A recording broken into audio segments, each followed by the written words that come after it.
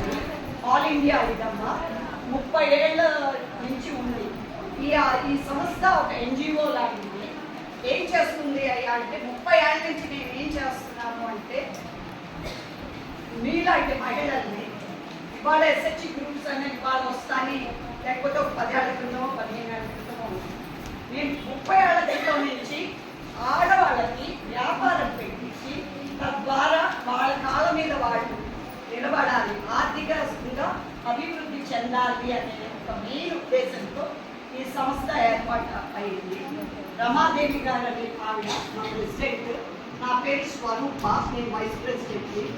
So మా ముఖ్య ఉద్దేశం ఒకటి, మీరందరూ ఎన్జిఓలు అనే మా వర్డ్ వినే ఉంటారు, విన్నారా?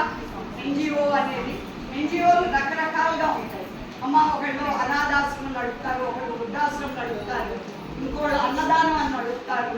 ఓకే, సో ఎన్జిఓలు రకరకాలుగా ఉంటాయి, వాళ్ళ ఉద్దేశాలు వేరుగా ఉంటాయి. ఒకళ్ళు చిన్నపిల్లలకి మేము అనాథలకి మేము ఇచ్చేస్తామని, ఒకళ్ళు వృద్ధులకి చేస్తామని, ఒకళ్ళు విద్యా లేనాళ్ళకని, అలా చాలా ఉంటాయి. కానీ మా అలిప్తి ఏంటయ్యా అంటే ఒకటి ముఖ్యం, ఆడాళ్ళు స్వశక్తిగా నిలదొక్కుకోవాలి, ఆర్థికంగా బలపడాలి, వాళ్ళు అవుతూ తన పక్కన ఇంకొక నలుగురిని చేయాలి.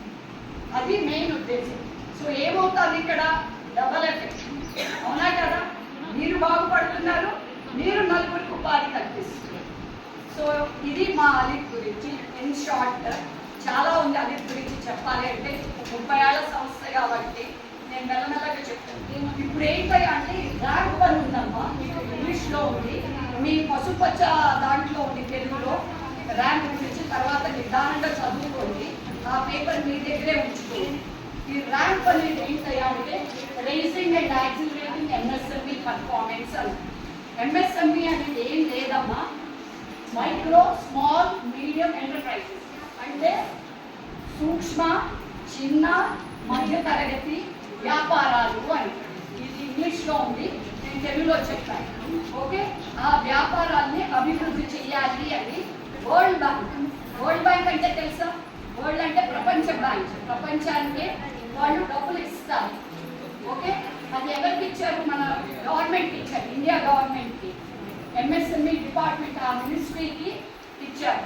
ఓకే, వాళ్ళు ఇంత ఫండ్స్ మేము మీకు ఇస్తాము, మీ ఇండియాలో మీ భారతదేశంలో మీరు ఈ ఎంఎస్ఎంఈ పరిశ్రమల్ని పెట్టండి, చిన్నవి ఉంటే వాటిని పెంపొందించండి, అభివృద్ధి చెందండి అనేది ఒకటి.